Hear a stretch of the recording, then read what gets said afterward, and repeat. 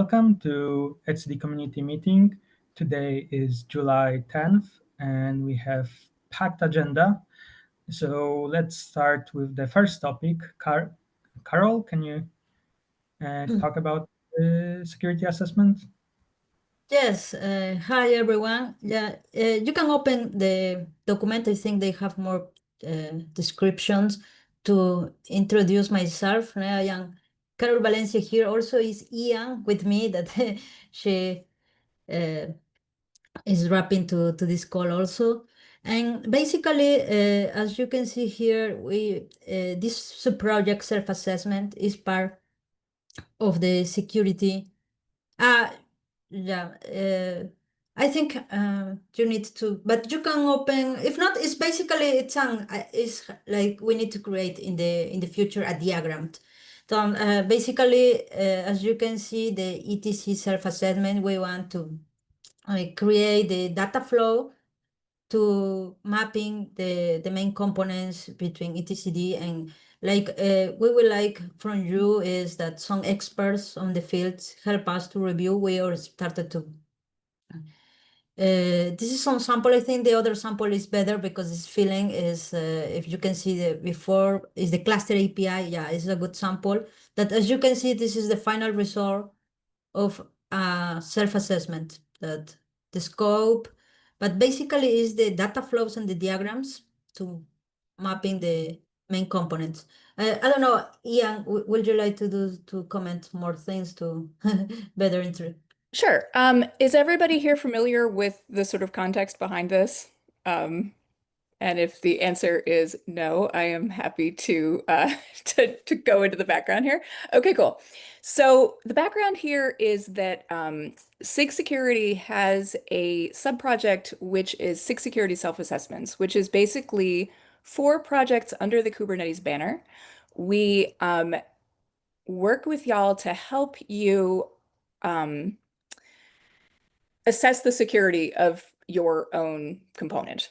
The last one that was completed was Cluster API. SIG Security Self-Assessments had started to do this with etcd, and then when VMware was bought out, the person who had been heading up self-assessments previously got taken off the project. And so it kind of went into dormancy for a while. Carol is interested in restarting this with etcd specifically, because etcd, as we all know here, is a pretty important component. And so is looking to see if folks here are interested in helping restart that. If we do want to restart that, which we're hoping we do because etcd is important and that just seems like a good thing to do, then we would like a couple of folks to come help us figure out the parts here, make out the data flow diagrams, and generally like kind of map this out so that we can threat model it well. There was some work that had been done with etcd the first time around. I don't know how up to date it still is. So we will want to work with you to do that because it is a thing that, ideally we do and together and collaborate on. Does that make sense? Do folks have questions? I'm totally happy to answer those. Yeah, this is Benjamin. Just one question. I don't have much context of the security.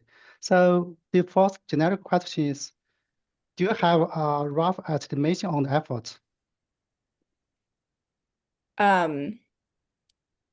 It sort of depends. With apologies for sounding like an architect. It depends on how big the project that we're looking at is. Carol, do you have any idea how to answer this question? Because I feel like it's kind of varied a lot on the ones we've done depending on sort of size. Can you repeat the question because I didn't understand very well? What would be the level of effort here? Do we have an estimate for that? Yeah. Well, I think I create a draft. If you can see in the self-assessments in the document, is the draft, like it will be the main components right now. And if you can do down, I think the effort will be that if you have some diagrams already, it will help. If not, it will start the diagrams from zero I think this is not the draft self-assessment is down. Yeah, it's down. They have more text about. But I think the final effort is that in this draft self-assessment, you started to review if that makes sense, the interaction that we are designed with your expertise, it makes sense. So I think it's collaborations that we can help you with the designs of these components, and you review it if it makes sense. If you have more diagrams, and send us, and we will help you to create this document. We are doing this document. I think is, I don't know if it makes sense. You have any doubt? Like me. Okay, so you roughly you need close collaboration between etcd maintainer and from the security, the two team. You'd have close collaboration, right? I believe that's the plan. Yeah. Yeah. I'm sorry. This is the document that I was. You can open this. That they have more rights. So links that Okay. sometimes. Okay. From the security part. So who is the point of contact? The Carol or? I believe that Carol is the point of contact here, but that is with the help of other folks from SIG Security. So I think self-assessments has historically had like kind of either meetings or kind of check-ins for points of contact with that. But Carol, I think you can probably speak to that better than I can. Yeah, I think I was referring for this diagram that you can see that is more technical, that we can start mapping the main components and how they are communicate and interact with the control plane and everything. And I started with this draft. So if you can review it and put your comments, and I think this will be a good start. And maybe I can go back to this meeting and started reviewing your comments and started to begin in this project. I don't know what idea do you have or what will be. Maybe we also have a Slack, a dedicated Slack from the self-assessments that maybe you also one volunteer maybe could be more focused on that. That will be very nice to review. I think the channels or more details I can answer, but I think that if someone could be more dedicated or one name will be nice to be also as a contact name, as from us from SIG Security is my name, and from you I think will be nice. Someone that could be. Okay. We will review the assessment offline and get it back to you later. Is that? So you will review it and the draft will get back to us later about it? Okay, no problem. Yeah. Are there any other questions that we can answer or anything else that we can kind of help with to give context or understanding?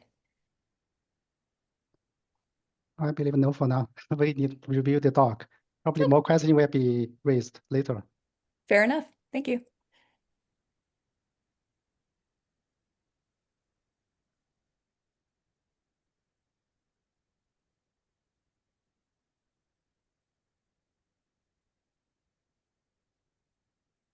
Okay. Yeah, so I will leave an action item for Benjamin to review. And yeah, moving to the next topic, Joshua, do you want to describe? Yeah, it's just a small thing. So I noticed in the test grid in the test infra, right? The robustness test has been set so that when we want to report a issue, it points to etcd. But for the other tests, when we want to like file a bug, it points to the Kubernetes repository. So I was thinking, should we change them to point to? Oh yeah, to point to the. So for the other than robustness test, should we make them point to the etcd repository?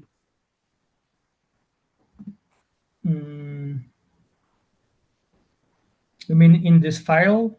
Like yes, like for the file bug template, for example, yeah. I think all of fields here point to etcd. Wait. So wait, can I share my screen?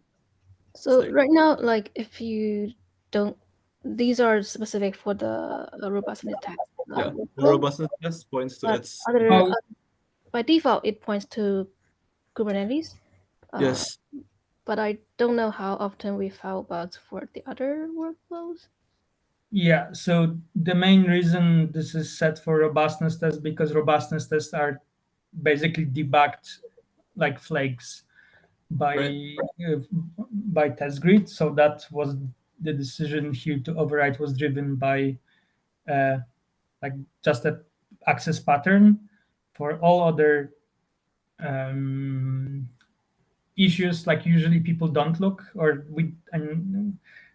there was some discussion that the release team should look like on the test flakiness by test, and that would be used by TestGrid, but this like doesn't happen. So basically, if you want to do that, that's okay, but currently there is no other access patterns, or we could use PEP for periodics, but people currently are not looking at periodics at TestGrid for filing bugs. I think. I see.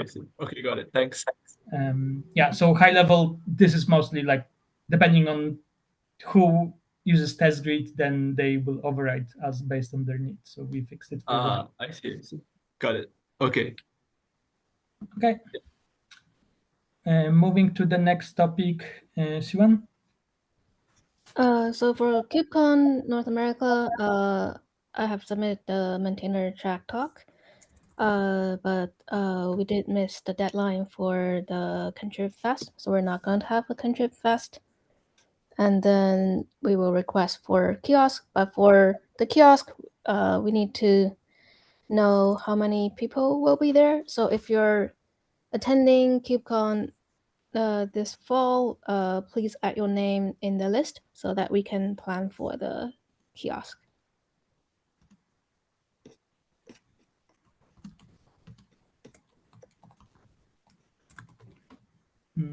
Okay. That's it. That's all. If this is all, maybe we can, or let's go to the Josh topic. Yeah, so if you follow through on that issue, this was actually a documentation submission. But it's resulted in not really having agreement on watch events and within a TXN. And I wanted to straighten that out in the meeting so that we can know what to tell the contributor one way or the other. Yeah, from my perspective, there are two changes in this PR. The first change is to clarify, for example, there are multiple operations in one transaction. The operations are executed in order. We already have a document clarify this. So this is one change. So the second one is about the watch response, the event in the watch response, keep the same order as the request in the transaction. So there are two changes. The first one, we have already document cover this. So we don't have to change that in this PR. For the second one, actually the second one for the event in the watch response, I believe it should have already been covered in the existing API guarantee. For example, if we can guarantee all the operation can be executed in order, then each operation will have a different revision because each event will have the same main revision but different sub-revision. So anyway, each operation will have a different revision. So we are guaranteed the revision will be returned to the client in order. So actually the second one had already been implicit guaranteed. But I don't mind to clearly clarify again in the API guarantee. But the only concern is there's no test to cover this. This is the only gap for now. So you quoted or by saying that there exists documentation that specified that the order of operations is guaranteed is only referring to the comparison, not to execution. Compare is if comparison succeeds in, or am I wrong? Yeah. Then the failure request will be proceeded in order. If comparison failed, then failure.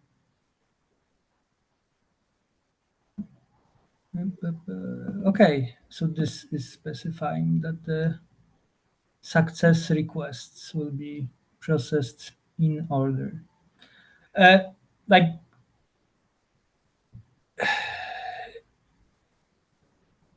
so I don't have a strong opinion about either the solutions. For me, this maybe is a way to documents that we guaranteed the order. But for me, high level, the goal of transaction is that it explicitly forbids you to change same key, which means the order of operations should never matter, because you should never be able to modify the same data, or there should be never overlap between any operation within a transaction, which means the order doesn't matter, which means like whether we execute it in order should not matter. Like if possible, I would execute it even concurrently, because it's just limitation of like you need to of bbold. If you want to document it, then I think I said originally, feel free to do so, but I don't think it's useful to over-specify things that might be useful for performance reasons in the future, and also are against what is best for the user, because from user perspective, they should never depend on the order of operations in transaction, and should always apply revisions atomically. If they don't do it, it's an easy way to break consistency in their cache. I think Kubernetes had a bug, or still has a bug, with exactly this case, because they don't apply. They do some assumptions about this. So yeah, so I don't think I care about like whether we document it at all. Like it's not something that users should depend on, but we have one user. There is one person that wants just to have more documentation, and documentation for me doesn't seems like a good documentation. Yeah, just as mentioned, there are two changes in this PR. So the first one, at first one, we don't have to make the first change in this PR, because we already had a document for that. But I would clarify, the order of operation is important, because if we don't guarantee the order, then we can't guarantee the transaction always return the same result. Even though there's multiple operations in one transaction, there may be some read, write. For the read, if you don't guarantee the order of the read request, you cannot guarantee the read generate the same response. So this is the point. Yes, that's why we execute transactions atomically, and that's why I'm saying users should also. No. It's totally different. You guarantee transaction execute atomicity. Doesn't guarantee you always generate the same result for the read request. It's different. Atomicity only guarantees all operation success or failed. This only atomicity means, but it doesn't guarantee the read operation in a transaction always generate the same response.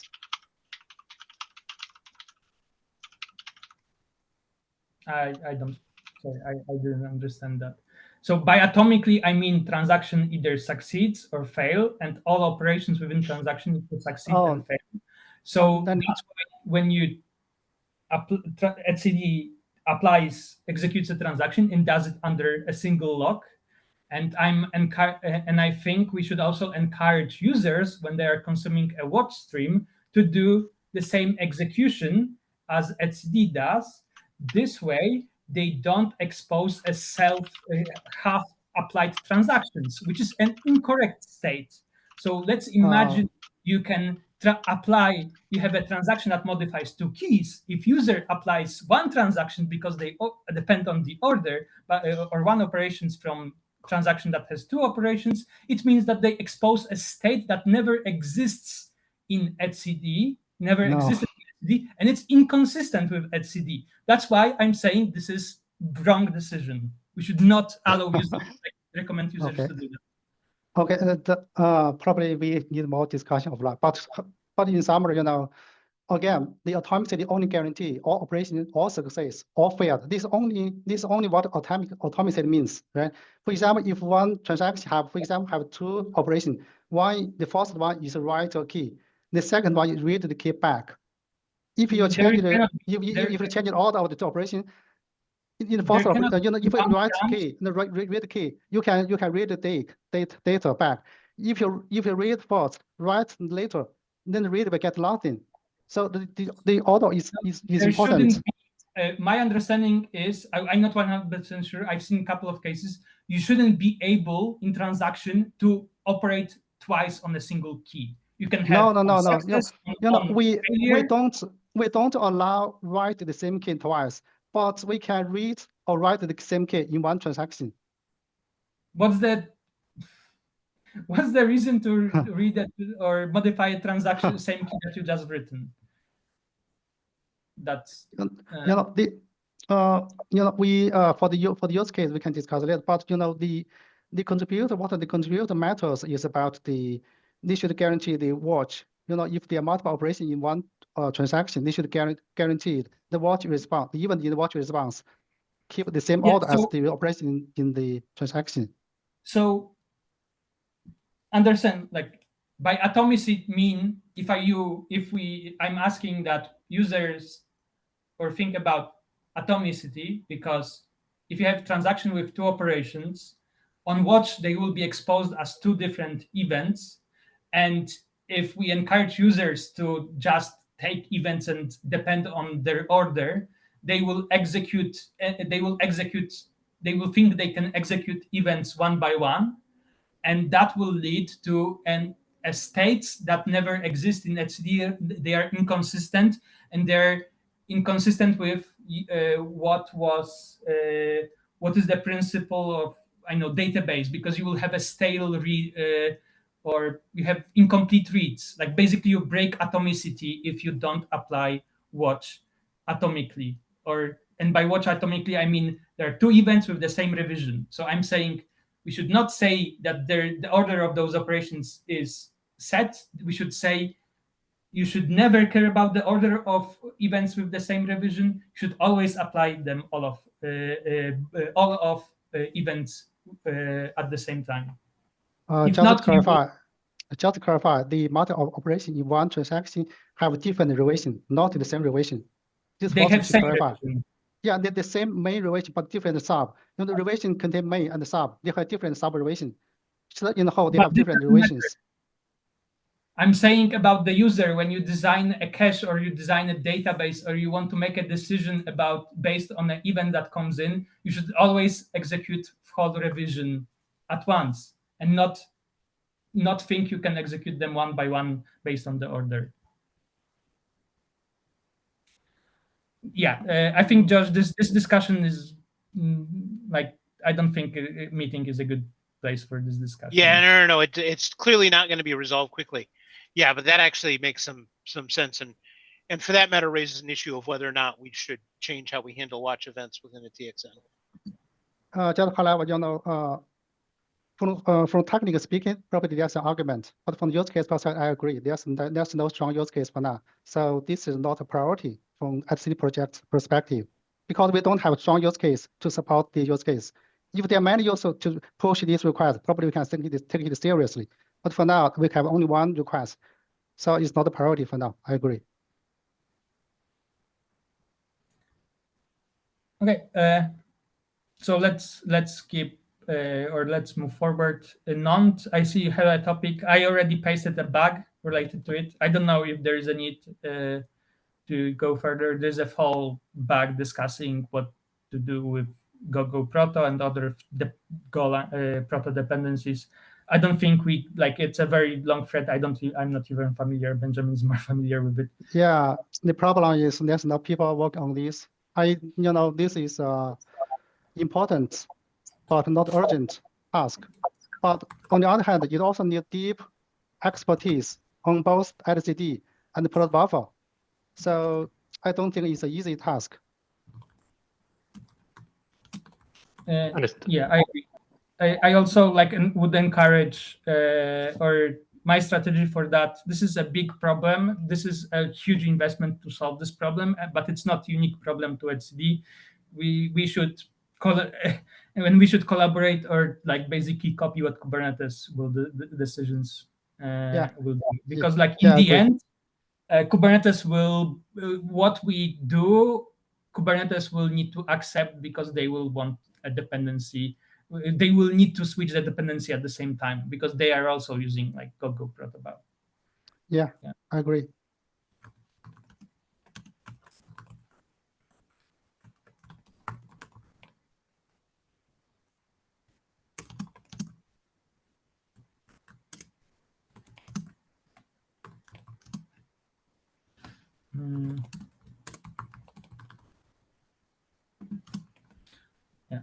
Okay, we finished the agenda. 2 minutes past. Sorry for that, but we should be done. Thank you for all for being here, for questions and topics, and hope to see you in 2 weeks for the next meeting, or in a week if you're interested in triage meeting.